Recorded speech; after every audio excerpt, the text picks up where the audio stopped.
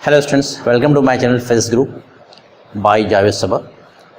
आप लोगों को जैसे मालूम है कि वेक्टर्स चैप्टर हम पढ़ा रहे हैं अभी। ये फाउंडेशन बैच के लिए है बेसिकली, जो 10th पास करके आए हैं, और ये कंप्लीट कोर्स है।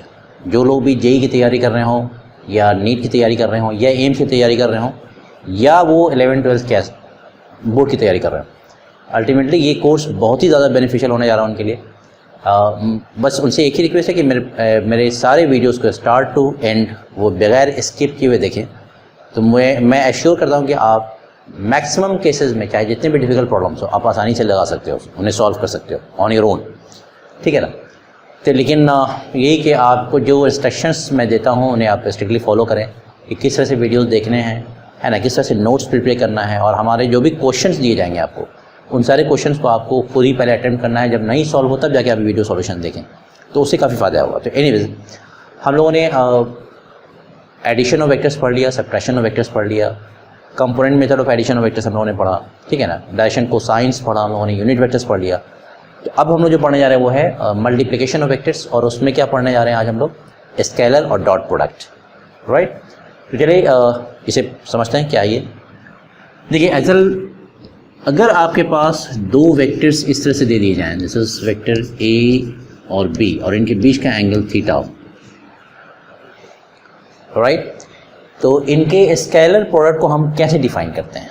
तो आप ज़रा देखिए, मैं लिख रहा हूँ द स्केलर और dot product of two vectors A and B is defined as, है ना, डिफिनेशन क्या है इसका? मैं यहाँ लिख रहा हूँ A डॉट B।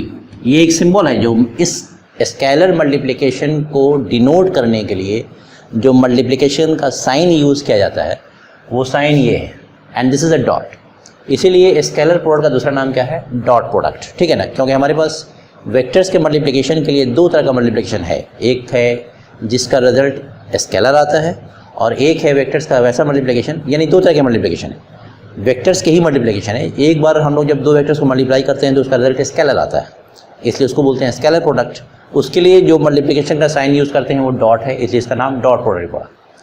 एक दूसरा मल्टीप्लिकेशन है दो वेक्टर्स का, लेकिन उसका जो रिजल्ट आता है वो वेक्टर आता है। उस केस में जो मल्टीप्लिकेशन का साइन यूज़ करेंगे वो हम लोग यूज़ करेंगे क्रॉस, तो उसका नाम पड़ेगा वेक्टर प्रोडक्ट या क्रॉस प्रोडक्ट। तो ये डॉट और क्रॉस जो है वो सिंबल के यूज़ की वजह से है कि हम मल्टीप्लिकेशन के लिए कौन सा साइन यूज़ कर रहे हैं। तो anyway, this is A dot B is equal to, definition क्या है इसका? This is equal to mod of A into mod of B, यानी magnitude of A vector A, magnitude of vector B, and multiplied by cos theta. ये है definition, जिसको आप short में ऐसे भी लिख सकते हो, this is A dot B is equal to simply a b cos theta. So this is equation number 1. ठीक है, तो ये है डेफिनेशन। ठीक है, तो अब आपके मतलब फिजिक्स कोर्स में कई क्वांटिटीज़ ऐसी हैं जो वेक्टर्स का डॉट प्रोडक्ट, और वो अल्टीमेटली स्केलर होगा। तो जब भी दो वेक्टर्स को हम मल्टीप्लाई करें और उसका रिजल्ट अगर स्केलर आ जाता है तो फिर वो कहलाता है scalar product of vectors. For example, इसमें एग्जाम्पल आप ले सकते हैं, एक हमारे पास क्वांटिटी होती है वर्क, ठीक है ना, वर्क ऑब्वियसली ये स्केलर क्वांटिटी, ठीक है, स्केलर क्वांटिटी, राइट। लेकिन इसका जो डेफिनेशन होता है ये आधा कहाँ से है? जब कोई फोर्स किसी पार्टिकल को डिस्प्लेस करता है बाय सम डिस्प्लेसमेंट, तो उन दोनों के डॉट प्रोडक्ट को हम वर्क बोलते हैं, यानी this is the dot product of force and displacement. ये दो वेक्टर्स हैं, ठीक है, लेकिन ये वर्क जो है इन दोनों वेक्टर्स का स्केलर प्रोडक्ट है, और स्केलर प्रोडक्ट के लिए जो सिंबल यूज़ करते हैं, मल्टीप्लिकेशन का साइन जो यूज़ करते हैं, वो डॉट होता है। ठीक है, तो ये राइट साइड में दोनों वेक्टर्स हैं, लेकिन उनका मल्टीप्लिकेशन जो है वो स्केलर मल्टीप्लिकेशन है, तो जो रिजल्ट आ रहा है वो क्या आ रहा है? स्केलर आ रहा है, इसीलिए इसका नाम भी पड़ता है स्केलर प्रोडक्ट। यहाँ भी वही चीज़ें देखिए, ये लेफ्ट साइड में दो वेक्टर्स को हमने मल्टीप्लाई किया है, लेकिन राइट साइड में जो वैल्यू मुझे मिल रही है ये प्योर स्केलर, इसमें कहीं कोई वेक्टर नहीं। तो स्केलर प्रोडक्ट बोलते ही उसको है जिसमें हम दो वेक्टर्स को मल्टीप्लाई करेंगे और हमें जो रिजल्ट मिलेगा वो स्केलर मिल जाएगा, लाइक दिस वर्क। ठीक है, तो जब दो वेक्टर्स का ऐसा मल्टीप्लिकेशन जिसका रिजल्ट स्केलर आ जाए तो उसको हम बोलते हैं स्केलर प्रोडक्ट, और उसके लिए जो मल्टीप्लिकेशन का साइन यूज़ करते हैं वो डॉट साइन यूज़ करते हैं, इसलिए इसका नाम पड़ा है डॉट प्रोडक्ट। बिल्कुल क्लियर हो गया आप। अब आगे बढ़िए, इसी इक्वेशन से यानी ये जो डेफिनेशन है यहाँ से हम कॉस थीटा की वैल्यू भी लिख सकते हैं। और कॉस थीटा की वैल्यू क्या आएगी जरा देखो, this is equal to A dot B Y, नीचे आ जाएगा ए बी, यानी ये मैग्नीट्यूड का प्रोडक्ट है, mod of A mod of B, ये जस्ट मैग्नीट्यूड है। वेक्टर्स का मैग्नीट्यूड हम लोग कैसे निकालते हैं बता चुके हैं, जब सब पिछले वीडियोस में डिस्कस कर चुके हैं। अगर कुछ भी छूट गया तो आप उन वीडियोस को देख करके यहाँ पहुँचे तो ज़्यादा अच्छा है, तभी आपको चीज़ें समझ में आएंगी और आप क्वेश्चंस अटेम्प्ट कर सकते हो, सॉल्व कर सकते हो। तो ये है इक्वेशन नंबर 2 जो कि इक्वेशन नंबर 1 से ही आया है। अब इसका यूज़ है, ये कहाँ हम यूज़ करेंगे, आप पूछ सकते हो सर ये क्यों दिया आपने बना कर। तो याद रखिए, जब भी दो वेक्टर्स के बीच का एंगल आपसे पूछा जाएगा ना, तो आपको ये इक्वेशन यूज़ करना होगा, आप इसको यूज़ कर सकते हो बेसिकली। तो मैं लिख दे रहा हूँ कि इसको कहाँ यूज़ करेंगे हम लोग, this is used to find out the angle between two vectors. कहीं भी जब आप आगे पढ़ोगे, जैसे काइनेमेटिक्स में, वहाँ वेलोसिटी आएगा, एक्सेलरेशन है, डिस्प्लेसमेंट है कि नहीं, फोर्स है, बहुत सारी क्वांटिटीज आएंगी वेक्टर्स, और आपसे किसी जगह पूछ सकता है कि ज़रा ये बताओ कि इस केस में फोर्स और वेलोसिटी के बीच का एंगल क्या है कि नहीं, इलेक्ट्रिक फील्ड मैग्नेटिक फील्ड के बीच का एंगल क्या है, ये सारी वेक्टर क्वांटिटीज़ हैं। तो जब भी दो वेक्टर्स के बीच का एंगल निकालना हो तो आप इस इक्वेशन को याद कर लीजिएगा, दिमाग में रिकॉल कीजिएगा, तो इससे आप सॉल्व कर सकते हैं उसे, राइट। ये बहुत आसान है। तो दिस इज़ वेरी हेल्पफुल। अब आगे इसी तरह से आप याद रखिएगा, जैसे एक तो वर्क हो गया, वर्क जो है वो स्केलर प्रोडक्ट है फोर्स और डिस्प्लेसमेंट का। इसी तरह से एक पावर है, power is also scalar quantity and it is the scalar product of force and velocity. तो कई चीज़ें आएंगी, हम लोग पढ़ते जाएंगे जैसे जहाँ वहाँ मालूम कर लेंगे भाई अच्छा ये है तो स्केलर, लेकिन ये दो वेक्टर क्वांटिटीज़ का स्केलर प्रोडक्ट है, ये है वेक्टर लेकिन ये दूसरे दो वेक्टर क्वांटिटीज़ का वेक्टर प्रोडक्ट है। तो इस तरह से हम निकाल दें, जैसे टॉर्क जो है ये भी एक वेक्टर क्वांटिटी है, लेकिन वो दो वेक्टर क्वांटिटीज़ का वेक्टर प्रोडक्ट है ना। तो खैर ये सारी चीज़ें जहाँ चैप्टर में जहाँ आएंगी वहाँ बताते चलेंगे, बट स्टिल इतना तो कम से कम क्लियर हो गया कि स्केलर वेक्टर्स का दो तरह का मल्टीप्लिकेशन होता है। एक वो मल्टीप्लिकेशन होता है जिसमें दो वेक्टर्स को मल्टीप्लाई करने के बाद हम मुझे स्केलर मिलता है रिजल्ट, और एक वो मल्टीप्लिकेशन होता है दो वेक्टर्स का जिसमें हम दो वेक्टर्स को जब मल्टीप्लाई करते हैं तो रिजल्ट जो मिलता है वो वेक्टर मिलता है। तो एक बार रिजल्ट स्केलर मिलेगा तो स्केलर प्रोडक्ट, और एक बार रिजल्ट वेक्टर मिलेगा तो वेक्टर प्रोडक्ट। क्लियर है। अब देखिए फॉर एग्जांपल, अगर आपसे एक बहुत सिंपल सा क्वेश्चन मैं दे रहा हूँ कि आपसे कहा जाए कि if A is equal to 20 metre 30 degree north of east, एक वेक्टर ये दे दिया जाए आपसे। दूसरा वेक्टर दिया जाए b is equal to again 10 metre and 30 degree south of east से, है ना। और आपसे कहा जाएगा then find their scalar product a dot b निकालना। ठीक है, तो बहुत ही आसान है। कैसे सॉल्व करेंगे इसे, आप पहले इन्हें ड्रॉ कर लो। This is east, north, this is south. Vector a कहाँ पे है, दिस इज वेक्टर ए। क्या कह रखा है, 20 metre 30 degree north of east, यानी ईस्ट से नॉर्थ जाना है 30 डिग्री, ईस्ट से नॉर्थ जाइए 30 डिग्री, और ए का मैग्नीट्यूड कितना दे रखा है 20 मीटर। क्लियर। दूसरा वेक्टर है B 30 degree south of east, यानी ईस्ट से साउथ जाना है, तो ये वेक्टर बी है जिसका मैग्नीट्यूड दे रखा है 10 metre and this is 30 degree south of east. तो अब आप ये देखिए कि ए और बी के बीच का टोटल एंगल कितना हो गया, this is theta, theta is equal to 60 degree, because A dot B में मुझे ये थीटा चाहिए। थीटा किसके बीच का होता है एंगल, ए और बी के बीच का। मैं यहाँ ड्रॉ कर दे रहा हूँ, ये जो डेफिनेशन है वो इसके करस्पॉन्डिंग था। वेक्टर ए था ये, वेक्टर बी ये था, और इनके बीच का एंगल थीटा था। इसके हिसाब से ये definition A dot B is equal to A into B into cos theta, where theta is the angle between A and B obviously. तो यहाँ ए और बी के बीच का एंगल कितना है 60 डिग्री आ गया। अब आपको निकालना है A dot B. A dot B का जो डेफिनेशन है वो यूज़ कर लो। ए डॉट बी का डेफिनेशन क्या है, A into B into cos theta, यानी magnitude of A magnitude of B into cos theta. तो this is mod magnitude of A magnitude of B into cos theta. Value put कर रहा हूँ मैं। Magnitude of ए क्या है 20 metre, मैं unit के साथ लिख रहा हूँ 20 मीटर। मैग्नीट्यूड ऑफ बी क्या है 10 मीटर, तो this is 10 metre and the angle is 60 degree. ठीक है, एंगल 60 है, cos 60 मैंने लिख दिया। अब ये वैल्यू कितनी आएगी, दिस इज 20 इंटू 10 यानी 200 मीटर स्क्वायर। अब cos 60 की वैल्यू हो गई हाफ, सो दिस इज 2, ये 100 से कैंसिल हो गया, so the answer is 100 metre square. This is A dot B। ठीक है, ऑब्वियसली इसमें कोई डायरेक्शन तो नहीं होने जा रहा because it is pure scalar, नाम ही है स्केलर प्रोडक्ट। ठीक है, तो this was just the use of definition. ये जो क्वेश्चन हमने दिया ये इस पे बेस्ड था। देखिए जो डेफिनेशन था वो हमारे पास क्या था बता, देखिएगा A dot B is equal to magnitude of A magnitude of B into cos theta. This was the definition of a scalar product. अब जरा यूनिट वेक्टर में आ जाइए, देखिए इसके केसेस क्या क्या हैं वो जरा देख लीजिए, कौन कौन से केसेस इसमें आ सकते हैं। फर्स्ट केस ये डेफिनेशन है, अब हम डिस्कस करने जा रहे हैं कि कौन कौन से केसेस आएंगे। फर्स्ट केस में क्या होगा कि अगर मान लीजिए कि हमारे पास दो वेक्टर्स दिए हुए हैं A और B और उनके बीच का एंगल 90 डिग्री है, तब क्या होगा जरा देखो। तो if theta is equal to 90 degree then it means कि A जो है वो B के परपेंडिकुलर होगा। थीटा अगर 90 डिग्री है दो वेक्टर्स के बीच का, तो इसका मतलब क्या होगा कि दोनों वेक्टर्स एक दूसरे पे परपेंडिकुलर है। देन ऐसे केस में A डॉट B की वैल्यू क्या आएगी, then A dot B is equal to क्या होगा, फॉर्मूले पहले पुट कर दूं मैं, relation A B cos theta है और थीटा हमने 90 लिया तो मैं यहाँ लिखूंगा cos 90 और cos 90 क्या होता है 0।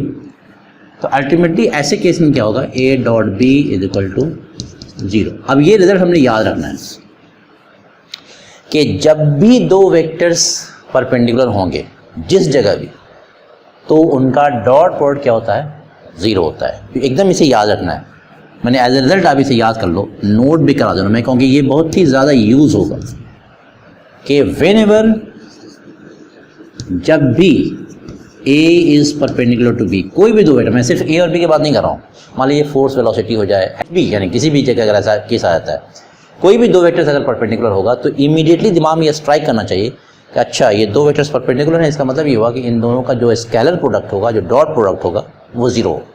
तो मैंने वही लिखना है, whenever A is perpendicular to B then A dot B will be 0। तो इससे क्या होगा कि इमीडिएटली आपको एक इक्वेशन मिल जाएगा सॉल्व करने के लिए। तो बहुत सा क्वेश्चन इस पर बेस्ड होता है। बेसिकली फिजिक्स में होता क्या है कि आपको जो लैंग्वेज दी जाती है ना, तो उसमें कुछ इन्फॉर्मेशन रहती है, तो आप उसको मैथमेटिकल एक्सप्रेशन में अगर कन्वर्ट कर लो तो क्वेश्चन बड़ा आसान हो जाता है, सॉल्व करने में आसानी हो जाती है। तो अगर किसी जगह ऐसा वो वहाँ तो लैंग्वेज में देगा कि भाई this is force and this is velocity, these two vectors are perpendicular to each other. ठीक है ना, जैसे ही परपेंडिकुलर टू ईच अदर बोलेगा आप क्या करेंगे, जैसे ही दो वेक्टर्स को बोले कि एक दूसरे के परपेंडिकुलर हैं, आप उन दोनों का डॉट प्रोडक्ट लीजिए, 0 पुट कर दिए, तो आप उसको उसमें कुछ पूछेगा वो आप 0 पुट करके सॉल्व कर लीजिए, तो जो चीज़ रिक्वायर्ड होगी वो आपकी सॉल्व हो जाएगी।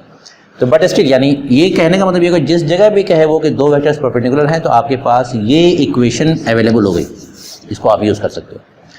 अब आइए केस नंबर 2।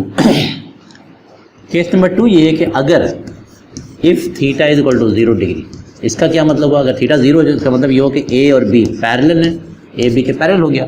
थीटा 0 का मतलब दोनों पैरेलल। तो इस केस में A डॉट B क्या होगा जरा देखो, then in this case A dot B will be equal to, बार बार मैं इसी डेफिनेशन से आऊँगा क्योंकि मेन डेफिनेशन तो यही है हमारा। A डॉट B यहाँ से क्या हो जाएगा, this is A into B into cos theta, और थीटा यहाँ क्या लिया आपने 0 डिग्री, तो cos 0 लिखूंगा मैं, cos 0 1 होता है, तो अल्टीमेटली क्या बचेगा ये सिंपली AB। यानी अगर दो वेक्टर्स पैरेलल हैं तो उनका जो डॉट प्रोडक्ट आता है वो किसके बराबर होता है, product of the magnitude of the vectors, यानी A dot B is equal to simply AB। ठीक है, थर्ड केस आइए कि if theta is 180 degree then इसका मतलब क्या हुआ कि A is opposite to B, A और B एक दूसरे के अपोजिट हैं, 180 डिग्री का मतलब यही होता है। देन ऐसे केस में A डॉट B क्या आएगा, then A dot B is again from the definition, आप जस्ट डेफिनेशन को यूज़ करते जाओ, रिजल्ट मिलता चला जाएगा। तो यहाँ से मैं लिखूंगा A into B into cos theta, theta यहाँ 180 तो मैं लिखूंगा कॉस 180, और कॉस 180 की वैल्यू कितनी होती है -1, तो आंसर क्या आ जाएगा -AB, सिंपली माइनस। है ना। तो इन चीज़ों को थोड़ा सा मतलब कि दिमाग में सब स्टोर करके रखिए। बेसिकली मैं रटने के लिए नहीं बोल रहा हूँ। तो ये तो बहुत आसानी से आप ड्राइव कर सकते हो ना, बहुत ईजिली सारी चीज़ें आप बहुत समझ में आ रहा है। तो क्या करना, सिर्फ डेफिनेशन में वैल्यूज पुट करते जाइए एंगल का, तो ये सारा केसेस आपको मिलता चला जाएगा। और एक लास्ट केस मैं डिस्कस कर रहा हूँ कि अगर किसी केस में दो वेक्टर्स बराबर हो जाएं, ए और बी बराबर, देन क्या हो जाएगा बताओ। Then A dot B will be equal to simply A into B into cos 0, क्योंकि दो वेक्टर जब बराबर होंगे, दो वेक्टर बराबर कब होते हैं, जब दोनों का मैग्नीट्यूड और डायरेक्शन सेम हो। तो डायरेक्शन सेम होने का मतलब ये होगा कि दोनों के बीच का एंगल क्या होगा, 0 डिग्री, और इनका मैग्नीट्यूड भी सेम है, डायरेक्शन भी सेम है। तो मैं b की जगह भी a लिख सकता हूँ और a की जगह b भी लिख सकता हूँ, because a is equal to b का क्या मतलब हुआ, अगर किसी जगह आपसे कहा जाए कि वेक्टर a जो है वेक्टर b के बराबर है, इसका मतलब इसका मैग्नीट्यूड भी बराबर है और डायरेक्शन भी सेम है, डायरेक्शन सेम। तो मैग्नीट्यूड तो बराबर है ना भाई, मैं दो वेक्टर बराबर होने का मतलब उसका मैग्नीट्यूड भी सेम है और डायरेक्शन भी सेम है। तो जब मैग्नीट्यूड सेम है तो मैं b की जगह a भी लिख सकता हूँ, a की जगह b भी लिख सकता हूँ। तो मैं दोनों यहाँ लिख रहा हूँ। तो पहले मैं b की जगह a लिख रहा हूँ, तो ये हो जाएगा a इंटू ए, यानी सिंपली a स्क्वायर। और अगर a की जगह b लिख दूंगा तो b into B, B square. तो ये दोनों रिजल्ट आएगा, यानी अगर a और b दो वेक्टर्स बराबर होंगे तो a डॉट b की वैल्यू a स्क्वायर भी हो सकती है, a डॉट b की वैल्यू b स्क्वायर भी हो सकती है। ठीक है, तो ये समझिएगा कि अगर a डॉट b की वैल्यू a स्क्वायर या b स्क्वायर है तो समझिए कि वो इस केस में दोनों वेक्टर्स क्या हो रहे हैं, सेम हो रहे हैं। क्लियर है यहाँ से। अब आ गया ये एक चीज़ और जो इसी के स्पेशल केसेस में बताने जा रहा हूँ। आपसे अगर कहा जाए कि ज़रा ये बताओ कि I cap dot I cap की वैल्यू क्या है, कैसे सॉल्व करेंगे इसे। तो आप ज़रा देखो, आई कैप क्या है, यूनिट वेक्टर, ये सब डायरेक्शन तो आपको पता ही होगा। This is I cap, Y axis के लॉन्ग जे कैप, और ये मैं डॉटेड लाइन से ड्रॉ कर रहा हूँ, लेकिन डॉटेड का मतलब ये मत समझिएगा कि ये इसी प्लेन में, ये आपकी तरफ आ रहा है। आई हॉरिजॉन्टल हुआ, जे ऐसे है और के आपकी तरफ है, यानी ये तीनों डायरेक्शंस परपेंडिकुलर हैं। ये भी मैं लिखा चुका हूँ एक चीज़, क्योंकि ये एक्स एक्सिस में है, ये वाई एक्सिस में, ये जेड एक्सिस है, और ये तीनों एक्सिस जो होती हैं एक्स वाई जेड, इस केस में वो क्या है, वो म्यूचुअली परपेंडिकुलर। क्या है वो, म्यूचुअली परपेंडिकुलर, यानी सब एक दूसरे से 90 डिग्री बना रही। तो अब यहाँ मैं बताने जा रहा हूँ कि I cap dot I cap क्या होगा। है तो तीनों यूनिट वेक्टर, मुझे पता है कि mod of I cap, mod of J cap, mod of के कैप, ये सब क्या होगा यहाँ 1 के बराबर। तो अब ज़रा ये वैल्यू चेक कर लो, मॉड ऑफ ये आई डॉट आई, इसको भी मैं इसी के बेसिस पे ब्रेक करने जा रहा हूँ। A dot B, mod A mod B cos theta, है ना। ये कहाँ से आया था, ये आया था mod of A mod of B into cos theta, जिसको शॉर्ट में हम लिखते हैं A B cos theta. Clear है। तो चलिए मैं उसी को यूज़ कर लेता हूँ। तो आई डॉट आई इस डिफरेंशिएशन के हिसाब से क्या होगा, मॉड ऑफ आई कैप, इसको मैं ए मान रहा हूँ, इसको बी मान रहा हूँ, तो mod of A mod of B यानी फिर मॉड ऑफ आई, ठीक है, इंटू कॉस थीटा। अब थीटा क्या होगा, दोनों वेक्टर सेम। तो जब दोनों वेक्टर सेम है, एक ही वेक्टर की बात करें, आई कैप, तो दोनों के बीच का एंगल क्या होगा, 0 डिग्री। तो मैं यहाँ लिखूंगा 0। अब आप देखो, mod of I cap, unit vector का मैग्नीट्यूड 1 होता है, यहाँ लिखा रहता है, देखिए mod of I cap 1, mod of J cap 1, mod of के कैप 1, सब 1 होता है। ये हो जाएगा 1 इंटू 1 और कॉस 0 भी 1, तो ये वैल्यू कितनी आ गई, सिंपली 1। तो इसी तरह से आप प्रूफ कर सकते हो कि आई डॉट आई जब 1 है तो यही जे डॉट जे भी आएगा, जे कैप डॉट जे कैप, इसकी वैल्यू भी 1 आएगी। के कैप डॉट के कैप, ये भी 1 आएगा, है ना। तो ये रिजल्ट याद रखिएगा कि यानी आई कैप डॉट आई कैप 1 होता है, जे कैप डॉट जे कैप वो भी 1 होगा, के कैप डॉट के कैप वो भी 1 होगा। जैसे हमने इसका प्रूफ किया वैसे ये दोनों भी प्रूफ कर सकते हैं आप, ईजी है। आगे आइए नेक्स्ट मैं बोलने जा रहा हूँ कि I cap dot J cap क्या होगा। तो स्केलर प्रोडक्ट निकालने से पहले एक बार ज़रूर सोच लिया कीजिए कि जिन दो वेक्टर्स का हम स्केलर प्रोडक्ट निकालने जा रहे हैं वो दोनों वेक्टर्स कहीं परपेंडिकुलर तो नहीं है, क्योंकि अगर परपेंडिकुलर है तो मेरे पास रिजल्ट स्टैंडर्ड है, बहुत आसान रिजल्ट है। वो क्या है, देखिए हमने लिखा रखा है यहाँ पे कि whenever A is perpendicular to B, जब भी दो वेक्टर्स एक दूसरे के परपेंडिकुलर होंगे तो उनका डॉट प्रोडक्ट 0 होता है। ये तो दिमाग में बैठा लीजिए। तो जब भी आपको स्केलर प्रोडक्ट निकालना होना तो एक बार दिमाग में लाया करो कि यार जिसका प्रोडक्ट हम निकालने जा रहे हैं स्केलर प्रोडक्ट, कहीं वो परपेंडिकुलर तो नहीं है, क्योंकि अगर वो परपेंडिकुलर है तो फिर मुझे कैलकुलेट करने की ज़रूरत ही नहीं, फिर तो वैल्यू उसकी 0 हो जाएगी इस नोट से जो मैंने यहाँ लिखाया है। क्योंकि जैसे ही परपेंडिकुलर होगा तो एंगल हो जाएगा cos 90 और cos 90 जीरो होता है तो वैल्यू जीरो हो जाएगी। एकदम आसान है। तो अब आप देखो जरा सा कि आई डॉट जे, ये तीन वेक्टर्स हैं आई जे और के, और ये सब एक दूसरे पे परपेंडिकुलर, क्योंकि आई एक्स एक्सिस के लॉन्ग होता है, जे जो है वाई एक्सिस के लॉन्ग होता है और के जो है जेड एक्सिस के लॉन्ग होता है। तो हम लोग जानते हैं कि I cap is perpendicular to J cap which is also perpendicular to K cap, यानी ये सब एक दूसरे के परपेंडिकुलर है। तो जब दो वेक्टर्स परपेंडिकुलर होगा तो उनका डॉट प्रोडक्ट जीरो होता है, ये पढ़ लीजिए आप, यहाँ लिखा रखा है। तो मुझे सॉल्व करने की जरूरत ही नहीं, फिर भी मैं बता दे रहा हूँ सॉल्व करके, देखिए कैसे। इसको अगर इस डेफिनेशन में मैं ब्रेक करूँ तो ए डॉट बी होगा mod of A mod of B cos theta, तो आई डॉट जे होगा mod of I into mod of J into cos theta. Cos theta क्या है, आई और जे एक दूसरे पर 90 डिग्री बनाता है, तो यहाँ लिखूँगा मैं कॉस 90। क्लियर है। Mod of I 1 mod of J 1 cos 90 zero, तो वैल्यू अल्टीमेटली तो जीरो आ ही गई, क्योंकि जीरो आता ही है 90 डिग्री की वजह से, कॉस 90 जीरो होता है, इसी वजह से परपेंडिकुलर होता है और परपेंडिकुलर होने की वजह से ये जीरो हो जाता है डॉट प्रोडक्ट। तो मैं फिर बोल रहा हूँ कि जब भी दो वेक्टर्स का स्केलर प्रोडक्ट निकालना हो तो एक बार ज़रूर दिमाग में आया कीजिए कि कहीं वो दोनों वेक्टर्स जिसका मैं डॉट प्रोडक्ट निकालने जा रहा हूँ कहीं ये परपेंडिकुलर तो नहीं है, क्योंकि अगर परपेंडिकुलर हैं तो उनका डॉट प्रोडक्ट जीरो हो जाएगा, कैलकुलेट करने की ज़रूरत बिल्कुल नहीं। तो जब आई डॉट जे ज़ीरो है तो ज़रा देख लो आप, आई डॉट जे ज़ीरो, इस हिसाब से जे डॉट के भी ज़ीरो होगा, क्योंकि जे और के ये भी एक दूसरे के परपेंडिकुलर है, देख लीजिए। सिमिलरली आई डॉट के भी ज़ीरो हो जाएगा, होगा नहीं। तो एवरी टू यूनिट वेक्टर्स आई जे के में कोई भी दो वेक्टर अगर आप ले लोगे डिफरेंट तो उनका डॉट प्रोडक्ट ज़ीरो आएगा। क्यों? क्योंकि ये तीनों यूनिट वेक्टर्स एक दूसरे पे परपेंडिकुलर होते हैं, यानी इन तीनों वेक्टर्स का आपस में एक दूसरे के साथ एंगल कितना बनता है, 90 डिग्री। तो I dot J, J dot के, आई डॉट के, जे डॉट आई, कोई भी दो वेक्टर्स अगर आप डिफरेंट ले लेते हैं इन तीनों में से, डिफरेंट होना चाहिए क्योंकि सेम का वन आता है। देखिए आई डॉट आई यहाँ वन आया, अगर आप सेम यूनिट वेक्टर ले लोगे तो उनका डॉट वेक्टर, उनका डॉट प्रोडक्ट क्या होता है, वन आता है।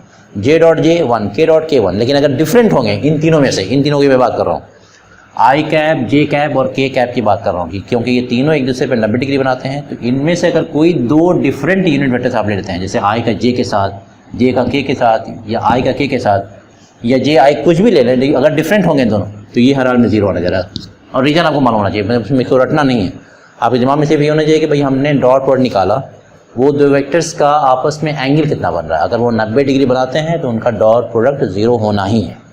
क्लियर हो गया ये। अब इसके बेसिस पे आगे हम एक चीज़ डिराइव करने जा रहे हैं, तो ये रिजल्ट याद रखिएगा, ठीक है ना।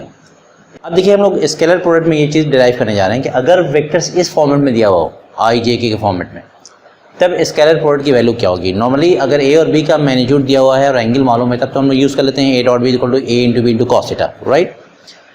तो ये वाला इक्वेशन हम लोग कहाँ यूज़ करेंगे, A dot B is equal to A into B into cos theta. एक इक्वेशन तो हमारे पास ऑलरेडी है ये डेफिनेशन में, लेकिन ये यूज़ कहाँ करेंगे, जहाँ ए का मैग्नीट्यूड पता है, बी का मैग्नीट्यूड पता है, दोनों के बीच का एंगल मालूम है, तो हम लोग डायरेक्टली इसको यूज़ करके ए डॉट बी निकाल सकते हैं। लेकिन अगर वेक्टर्स इस फॉर्म में दिया हुआ हो, समथिंग आई जे के फॉर्म में, तब ए डॉट बी की वैल्यू क्या होगी वो हम निकाले जा रहे हैं। लेकिन उससे पहले जो रिजल्ट अभी हमने जस्ट डिस्कस किया था वो सब हम यहाँ पे लिख लेते हैं। हम लोगों ने क्या क्या किया था कि I dot I, J dot J, के डॉट के, इसकी वैल्यू हम लोगों को 1 आई थी, जस्ट हमने सॉल्व किया था। और हमने कहा था कि अगर दो वेक्टर्स एक दूसरे के परपेंडिकुलर होंगे, जैसे आई डॉट जे, जे डॉट के, ये सब एक दूसरे के परपेंडिकुलर हैं, के डॉट आई या आई डॉट के, ठीक है ना, या के डॉट जे या जे डॉट आई, ये सब एक दूसरे के परपेंडिकुलर है और ये सब की वैल्यू क्या होगी, ज़ीरो। क्यों? कि जब भी दो वेक्टर्स परपेंडिकुलर होंगे तो उनका स्केलर प्रोडक्ट या डॉट प्रोडक्ट क्या होता है, ज़ीरो होता है। क्यों ज़ीरो होता है? बिकॉज उसमें जो एंगल होता है cos 90 ज़ीरो होता है, इस वजह से वो सारे परपेंडिकुलर वेक्टर्स का जो डॉट प्रोडक्ट होगा वो ज़ीरो हो जाता है। तो चलिए अब हम इसके बेसिस पे इसको हम सॉल्व करने जा रहे हैं। तो ए डॉट बी अगर मुझे निकालना है, ए डॉट बी, और अगर ए और बी इस फॉर्म में लिखा होगा, मैं पहले लिख दूँ, this is A X I A Y J plus A Z K dot B X I plus B Y J plus B Z K, ये है। अब देखिए 3 टर्म्स यहाँ है, 3 टर्म्स यहाँ है और बीच में ये मल्टीप्लिकेशन का साइन डॉट। तो इस तरह के केसेस को जब आप मल्टीप्लाई करते हो तो ओपन करने पे टोटल टर्म्स कितने आएंगे? 9। कैसे? पहले मैं AXI को मल्टीप्लाई करूंगा इससे, BXI से, फिर इसी को मल्टीप्लाई करूंगा BYJ से, और फिर इसी को मल्टीप्लाई करूंगा मैं BZK से। तो इस एक टर्म से 3 टर्म्स आएगा हमारे पास, फिर अगले इससे फिर 3 टर्म्स आएगा, फिर इससे 3 टर्म्स आएगा। तो ये 3 + 3 + 3 9 टर्म्स इन टोटल आने जा रहे हैं हमारे पास। तो ज़रा देखिए मैं इसको एक्सपैंड करने जा रहा हूँ। तो देखिए पहला टर्म जो हमारे पास आएगा वो क्या आएगा? AX BX I cap dot I cap. खूब ध्यान से देखिएगा, AX BX, यानी मैंने पहले इस टर्म को इस टर्म से मल्टीप्लाई किया है। तो पहले मैंने लिखा है AX BX लिखा, उसके बाद क्या है? वेक्टर अब लिखने जा रहा हूँ। तो वेक्टर में क्या है? I कैप, बीच में डॉट है, फिर I कैप। तो मैं लिख रहा हूँ I cap dot I cap. पहला टर्म हो गया हमारा। नेक्स्ट लिखिए, अगला लिखिएगा तो AX और ये है BY, AX BY I cap dot J cap. मैं लिखूंगा I cap dot J cap plus, next क्या होगा? AX BZ, AX BZ, फिर क्या होगा? I cap dot K cap, I cap dot K cap. अभी हमारे पास सिर्फ इसका एक्सपेंशन आया है, यानी इसको अभी हमने जस्ट मल्टीप्लाई किया। ये लगातार अभी 9 टर्म्स आएंगे। फिर लिखिए प्लस, अब मैं इससे मल्टीप्लाई करने जा रहा हूँ AY से इन तीनों को 1 by 1, यानी पहले मैं इससे करूँगा, फिर इससे करूँगा और फिर इससे करूँगा। देखिए क्या क्या आएगा फिर? AY BX, AY BX क्या आएगा?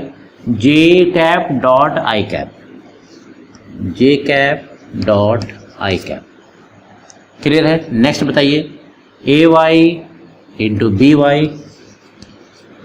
AY BY J cap dot J cap, J cap dot J cap. Clear है?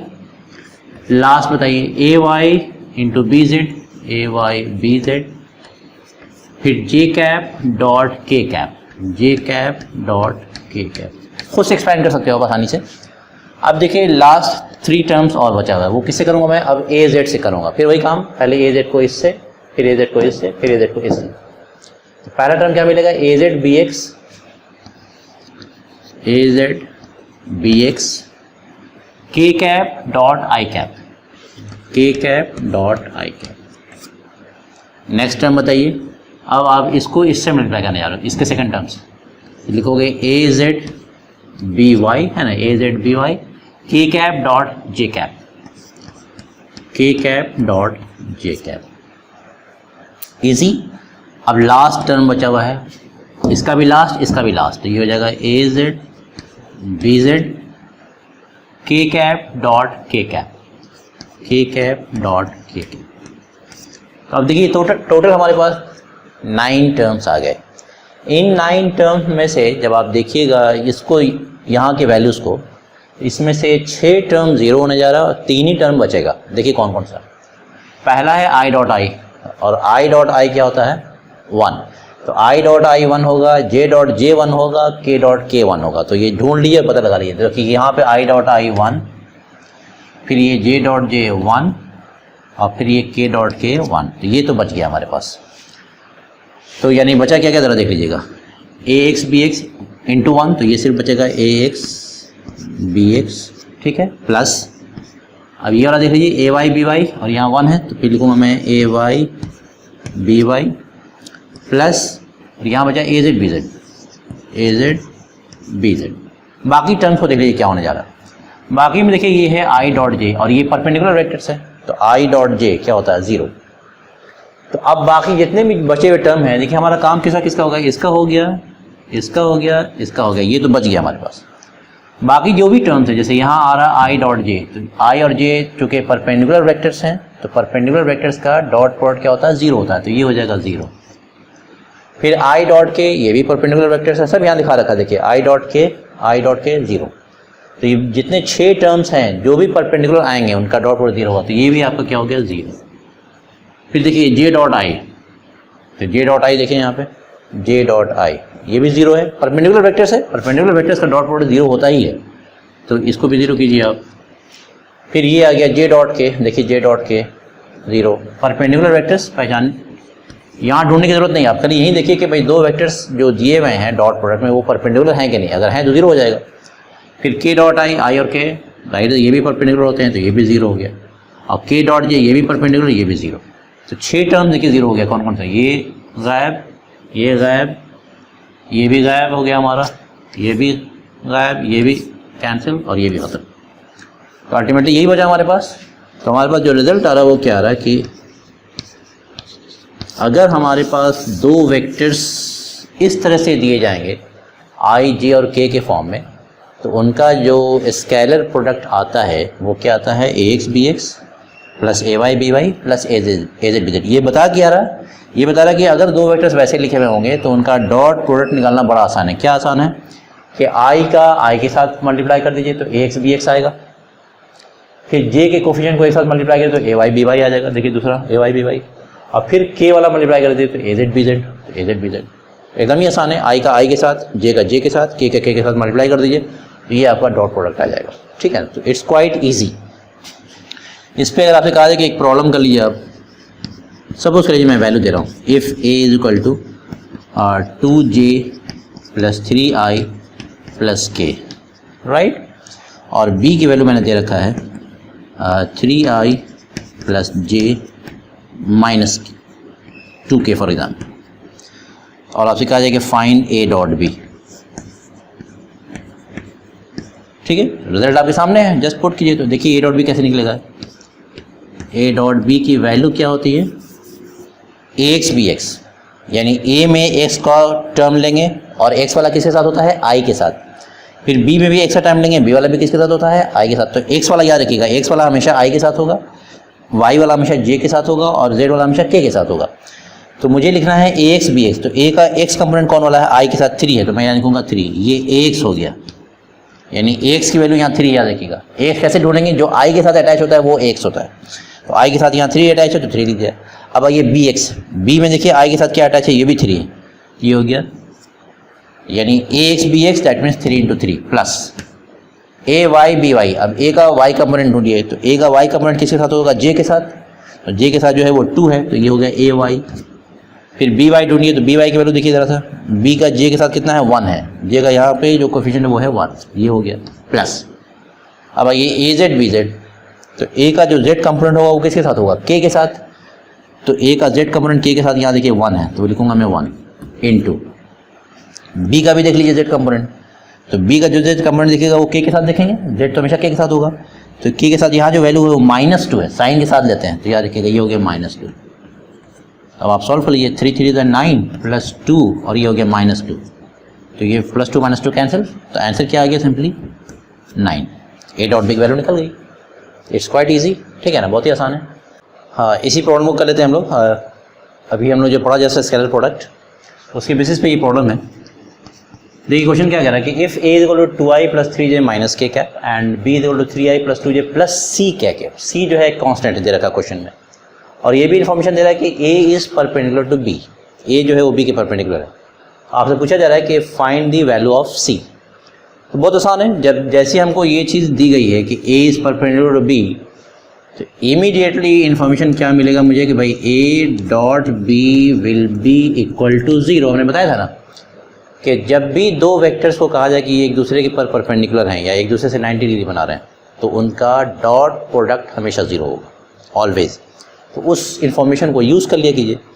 और अभी हमने सॉल्व किया कि a डॉट b की वैल्यू होती क्या है, तो लेफ्ट साइड में जो वैल्यू आएगी वो आएगी ax bx plus ay by plus az bz, और ये वैल्यू क्या हो जाएगी? 0। अब सिर्फ वैल्यूज पुट करना है। ज़रा देखिए ax कितना है? 2 एंड bx इज़ 3। i के साथ जो कुछ होता है वो x कंपोनेंट होता है, तो ax is 2 bx is 3 plus ay क्या है? ज़रा देखिए, it is 3 and by is 2, ay 3 by is 2 plus az क्या है? -1 and bz is c, this is -1 and this is c। Right side में लिखिएगा 0। बहुत ही आसान है सॉल्व किया। 2 3 6 प्लस 3 2 6 अगेन, और ये -c इज इक्वल टू 0, तो ये हो जाएगा 12 इज इक्वल टू c। तो c की वैल्यू क्या आ गई? 12। ये आंसर है। तो हमारे पास जो ऑप्शन आ गया वो क्या आ गया, a is equal to 2i plus 3j minus k cap and b is equal to 3i plus 2j and plus 12k। ये वेक्टर्स। अब मैं एक उल्टा काम करने जा रहा हूँ। यहाँ क्या था कि इसने बोला था कि परपेंडिकुलर हैं तो आप ज़रा सी की वैल्यू निकाल लीजिए। अब मैंने सी की वैल्यू निकाल के पुट भी कर दिया। तो अब ज़रा चेक कर लेंगे वाकई एक दूसरे के परपेंडिकुलर हैं कि नहीं, एंगल कितना बना रहा है। तो कैसे मालूम होगा कि एक दूसरे के परपेंडिकुलर हैं कि नहीं, एंगल निकालने से। और दो वेक्टर्स के बीच का एंगल निकालते कैसे हैं, तो बहुत ही आसान है। आप निकालिएगा cos theta is equal to क्या होता है, A dot B by A into B, ठीक है ना। तो इस केस में जब आप ए डॉट बी निकालोगे तो फिर वही आएगा ए x B x plus A Y B Y plus A Z B Z और डिवाइड बाई ए क्या होगा, ये इसका मैग्नीट्यूड है। इसको कैसे लिखोगे आप, ए x square plus A Y square plus A Z square, ये ए का मैग्नीट्यूड हुआ। सिमिलरली बी का लिख लीजिए आप, तो ये हो जाएगा B X square plus B Y square plus B Z square. Clear है। यानी मैं बस जनरलाइज कर रहा हूँ कि किसी भी केस में अगर आपको एंगल निकालना होगा तो ये इस तरह से फॉलो करना है उसे। तो आप ज़रा देख लो कि ए एक्स बी एक्स क्या होगा, 2 इंटू 3 प्लस ए वाई बी वाई क्या होगा, 3 into 2 plus A Z B Z क्या होगा, -1 इंटू 12 डिवाइडेड बाई, हालांकि ऊपर जीरो आने जा रहा, मुझे सॉल्व नहीं करना, मुझे पता है। 2 इंटू 3 6 प्लस 6 12, 12 माइनस 12 जीरो हो गया, जीरो बाई समथिंग जीरो ही होगा। एंड कॉस थीटा जीरो होने का मतलब थीटा 90 डिग्री आ गया, ये मुझे पता है। क्लियर। लेकिन मैं बता रहा हूँ कि अगर कोई और वेक्टर्स दिया जाएगा तो अल्टीमेटली आप एंगल कैसे निकालोगे, ठीक है ना। सपोज कर लो कि हमें सॉल्व करने के बाद वैल्यू कुछ ऐसी आ जाती, cos theta is equal to 1/3 suppose. तो थीटा क्या लिखता है मैं, कॉस इनवर्स 1/3। तो जो भी वैल्यू आएगी आप एंगल आसानी से निकाल सकते हो, इट्स क्वाइट ईजी। मैं वही निकालने जा रहा हूँ। जैसे अब मैं यहाँ क्या लिखूँगा, root 2 square plus 3 square plus -1 का square. Clear. And then you have 3 square plus 2 square plus 12 square. तो जो भी वैल्यू आ रही है दिस इज 0 बाई को वैल्यू यहाँ से आ जाएगी एंड 0 बाई समथिंग इज 0। तो कॉस थीटा 0 होने का क्या मतलब है, थीटा कितना होगा, थीटा इज 90 डिग्री।